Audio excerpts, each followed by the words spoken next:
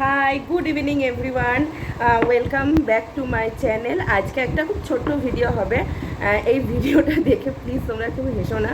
এই ভিডিওটা হচ্ছে মাছ কাটার উপর। আমি জীবনে ফার্স্ট টাইম মাছ কাটতে যাব, যেটা হচ্ছে খয়রা মাছ। খয়রা মাছ কিনে এনেছি, একদম গঙ্গার ফ্রেশ খয়রা মাছ।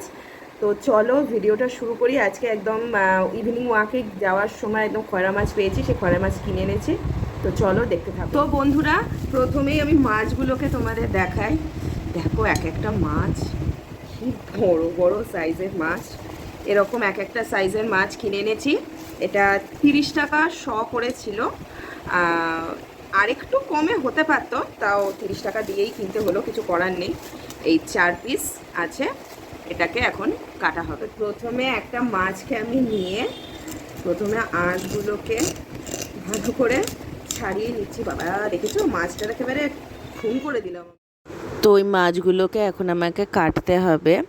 প্রথমে আমি আমার কাছে কোনো কিচেন সিজার নেই, আমাকে এটা এমনি নর্মাল দিয়েই কাটতে হবে, কাঁচি দিয়ে কাটতে হবে। প্রথমে ওই যে পাখনাগুলো, যে অংশগুলো আছে দেখো বন্ধুরা, ওইগুলোকে আমি আগে কেটে নিচ্ছি। কেটে নিয়ে তারপরে আমাকে এই মাছের পিত্তিটা কাটা মানে বার করতে হবে, ওইটা নিয়ে আমি বেশ চিন্তায় আছি। তো যাই হোক, এটা কাটা হলো। এরপরে এই যে ফুলকা যেটা আছে, ফুলকার পোর্শনটা কাটতে হবে। তো তার আগে আমি ভাবছি কি এইটাকে কেটে নিই, এটাকে কেটে নিতে হয় বলে মনে হয়, ঠিক মনে নেই। তো যাই হোক, ওইটাকে এখন আমি কাটছি। এটা কাটলাম, ওখানে ফুলকাটা আছে। মাছটার থেকে না, মানে খয়রা মাছ তো, মানে এত সুন্দর একটা গন্ধ বেরোচ্ছে না এই মাছটা, মানে যথেষ্ট ভালো মাছটা।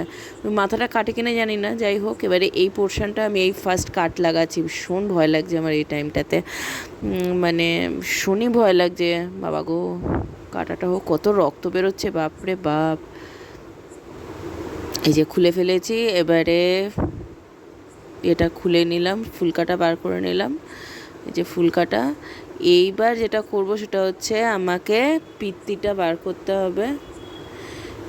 জানি না পিত্তিটা নিয়ে কি হবে ব্যাপারটা। এই যে আমি পুরো বার করে ফেলেছি।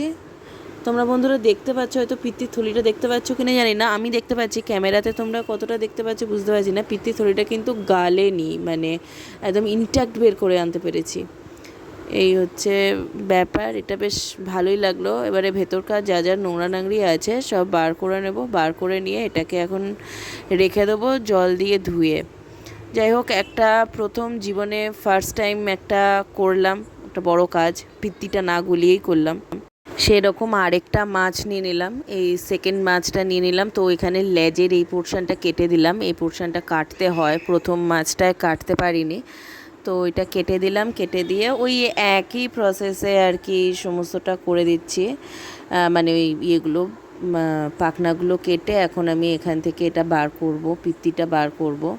মানে এত ভয় লাগছে না, আর এই ছুরিটা দিয়ে আর একদম অনভ্যস্ত হাত তো, মানে ভীষণই ভয় লাগছে যে এটার ফুলকাটাও বার করতে পারিনি। এবারে ফুলকাটা বার করব এটার। মানে জানি না মাছ কাটার প্রসেসটা আদেও ঠিক আছে কি না। যারা মাছ কাটা জানো তাদের কাছে বুঝতে পারবো, যে তারা বললে বুঝতে পারবো যে মাছ কাটার প্রসেস ঠিক আছে কি না। মানে আমি জাস্ট, মানে কি বলতো, ওই রাস্তাঘাটে যেভাবে কাটতে দেখেছি, বাজার টাজার দোকান টোকান, সেইভাবেই আমি করলাম। এটারও পিত্তির থলিটা ভালোভাবে বেরিয়ে গেছে, আর কিছু নেই। বন্ধুরা, এই যে আমি মাছ ছাড়িয়েছি। এইটা একটু এই সাইডটাতে একটু মানে নোংরাটা বার করার জন্য একটু এরকম হয়ে গেছে, তা না হলে ঠিকই আছে। এই যে মাছগুলো সব ছাড়িয়ে ফেলেছি। ও হ্যাঁ, মাছের থেকে এই যে একটু ডিম বেরিয়েছে, এই ডিমটাও রেখে দিয়েছি। এই যে সব মাছ, 4টে মাছ ছিল 350, এই 4টে মাছই আমি ছাড়িয়ে ফেলেছি। ব্লগটা আজকে এই পর্যন্তই থাকলো। মাছ কাটার উপর ভিডিওটা ছিল, আজকে ফার্স্ট টাইম মাছ কাটলাম, তোমাদের সাথে শেয়ারও করলাম। সত্যি সত্যি জীবনে ফার্স্ট টাইম মাছ কাটলাম। এবারে এই মাছটাকে ভালো করে নুন হলুদ লাগিয়ে একদম ডিপ ফ্রিজে ঢুকিয়ে দেবো।